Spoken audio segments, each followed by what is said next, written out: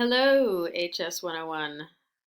I'm going to talk about Chapter 7, which is the helping process.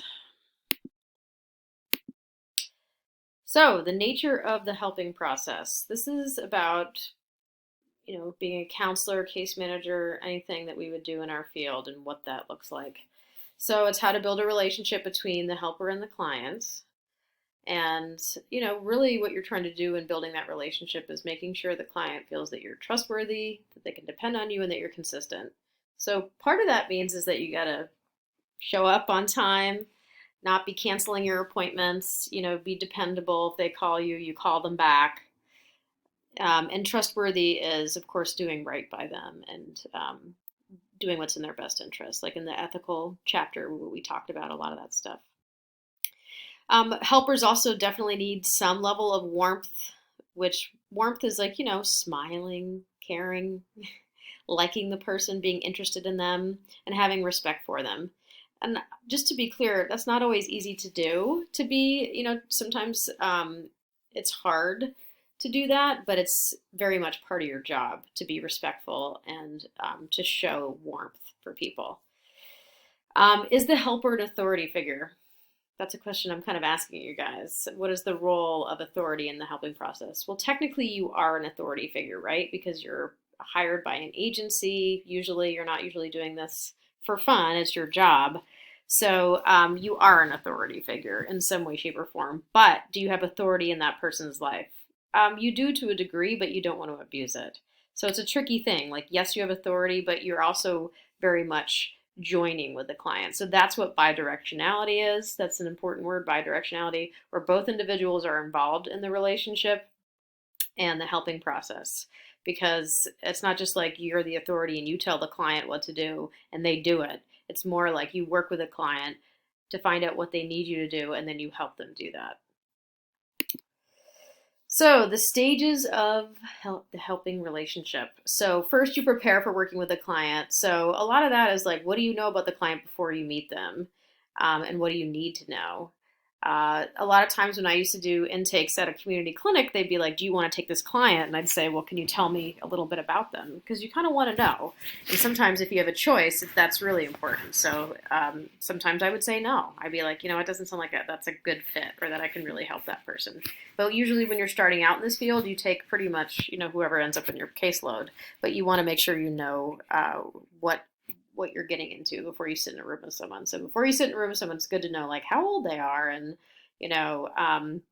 why they're coming in, stuff like that. And then of course you have to fill out forms, intake, reviewing confidentiality. The first session you have with someone, you definitely have to review confidentiality. They have to sign consent forms, all that stuff that's preparing to work with a person. Usually do that right up front before you really have a session.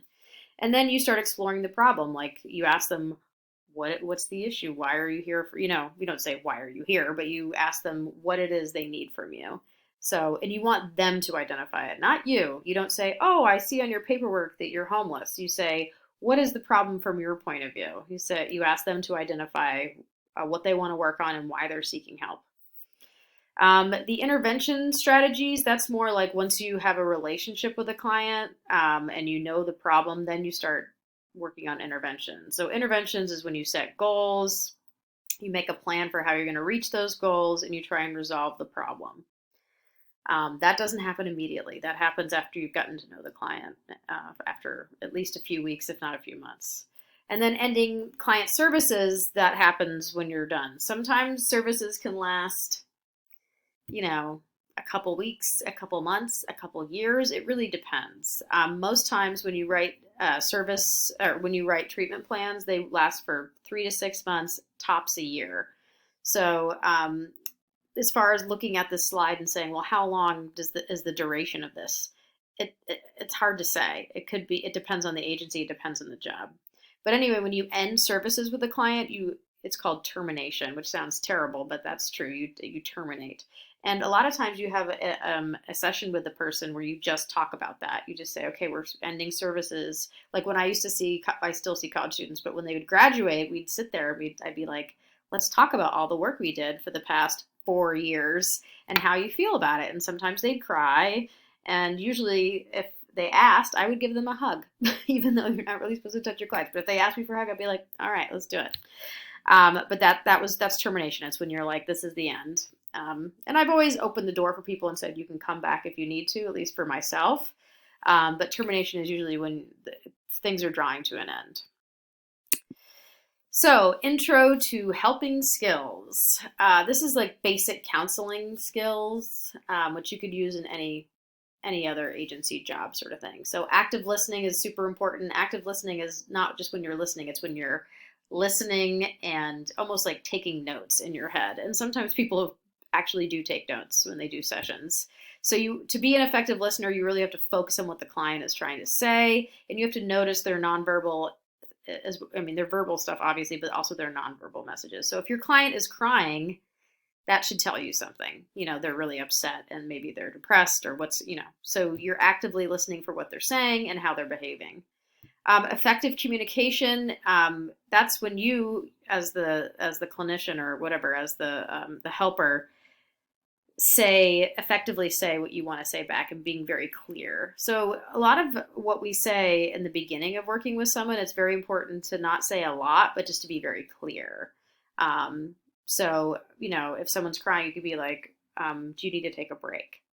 That's a clear, effective communication. Like, do you need to take a break right now and, get a tissue or something like that? And then we can begin again when you're ready. Nonverbal messages, they talk about this in the book. Body language, how we act in our movements, our facial expressions, posture, body movements.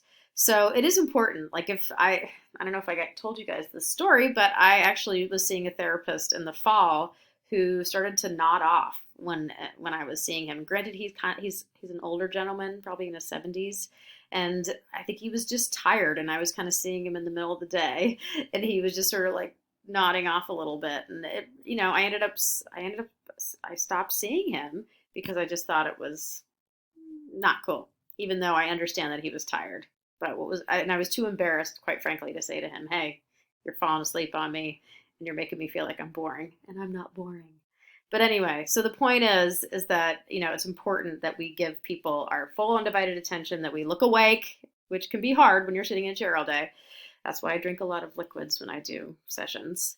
Keeps me awake. You smile, you laugh, you want to give people affirmation. If they say something, you smile, you have to be in tune with them. Verbal messages is what we say. Listening, responding. A lot of times when someone says something and there's a dead space, they're waiting for you to say something. And sometimes you don't know what to say, and that's okay too. You can kind of let the space be there for a little bit and think about what you want to say, or say something like, "Can you tell me more?" You can put it back in there, the ball back in their court. But very much the helping relationship is about listening and responding effectively. Attending behavior is letting the client know that you're listening by saying things like, uh-huh. Like that's when you say, uh-huh, that means like, yep, I heard you. Or when someone, they're telling a story and then they stop for a second and then you go, can you say more? Like urging them to continue talking. Also, asking questions is huge. I ask a ton of questions. So my clients will tell me stories and I'll ask them like 10 questions because I'm always like, so can you clarify, because I really want the full picture before I really respond. So I'm a big question asker, and then I respond about how I processed what they told me after I have more information. Clarifications. A lot of times people tell stories and you're like, wait, I missed, like, who is this person? Where are they from? Like getting making sure you understand. So working with groups, they talk a little bit about that in the book. I don't know how much we're going to go into that, but it is important to know that working with a group is very different than working with individuals. I've definitely done group work, very different than working with individuals. If you work with groups, you should probably sit in first and before you just run a group. But with groups, you have to do a lot of contracting. You have to develop a common goal. If you do group therapy, or if you, I used to teach DBT and run a DBT group. We had a common goal of like learning DBT skills, sharing common values of like wanting to improve mental health, act according to the roles in the, is that roles or rules?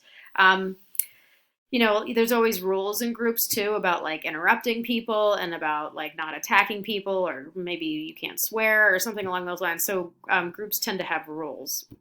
Developing cohesiveness, that's when people are respectful of each other and let each other talk. That takes a while. That can take, sometimes groups work for long periods of time. So dynamic is much different than individual, and sharing interaction. If they didn't cover this much in this chapter, and I'm not going to get too on anyone's case about group work. I took an entire class in grad school about group work. I think it is really interesting. And, even in ABA, some of the people that my interns did small groups for working with kids, and it's just different. They have a social skills group for ABA. So that's something that you could end up doing if you were to work in that field, because they do groups for kids and adults. But groups are very common. AA is a group. In fact, when I did my group therapy class, one of our assignments was to go to an AA or an NA meeting and sit in and observe, and it was actually really cool. So obviously those aren't probably happening right now during the pandemic, but if you ever are interested in group therapy, I would definitely recommend going to an AA meeting or some kind of anonymous meeting. Skills for challenging clients. So I posted a video link here. This is a link that I showed to HS101. That's a woman that's a difficult client. So if you want to see a video of a difficult client, watch that. She's definitely not easy. There's plenty of other videos I have with that kind of thing. But what they mean by challenging clients is when you have a client who is resistant or reluctant to services, doesn't want to be there. Sometimes clients are there against their own will, which I think I talked about in another chapter, which is they were mandated there. So that's tough if someone's there and they don't want to be there. Obviously, there could be cultural differences between you and your clients. There can even be language barriers. It's really important that people are able to communicate effectively. So if you are working with someone who you don't really understand very well, it might be something you need to tell your supervisor to make sure that they end up with someone that understands them better. But yeah, cultural differences can definitely occur. The silent client, I like that one. I haven't had a ton of those, but I definitely have had clients before where I feel like I'm pulling teeth, they're not giving me much. And so I'm just sort of it can be really tough to have a silent client. So in cases like that, you have to just really, you have to pull teeth. You have to kind of get them to come out of their shell. The overly demanding client, I think I might have told a story about a borderline client that I worked with, or I've worked with several. So sometimes you can have clients that are really demanding and want a lot of you. And so you have to have boundaries. The unmotivated client, I've definitely had clients before who are in therapy and say they want to change, but then you make all these plans and you talk about change, and then you work with them for years and nothing changes and they don't do anything different. And it's really frustrating. And I don't really know what to say about that besides that you can lead a horse to water, but you can't make the horse drink. So, it can be tough working with people in these situations that are reluctant, but it is your job to stick with them for as long as you feel comfortable. And to work in these kind of situations with challenging clients, this is where you really, really got to use supervision and go to your supervisor and say, oh my God, I have this client that I'm really struggling with, and make sure you process it. Because it's, part of this is it's always a learning experience, and I, to this day, still end up occasionally with clients that are difficult for me. So, one more stage. So, as you guys might have noticed, I actually have been posting some videos for you to look at. I guess I did one for kids for you guys. For the other class, I did this stuff. I did one on motivational interviewing, but I could post it for us too in case you're interested.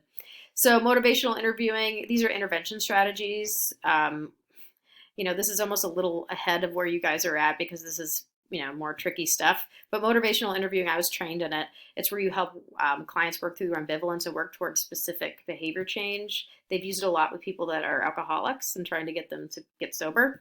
Crisis intervention, I have a lot of experience in that, working in the ER. Thank God I don't work in the ER anymore.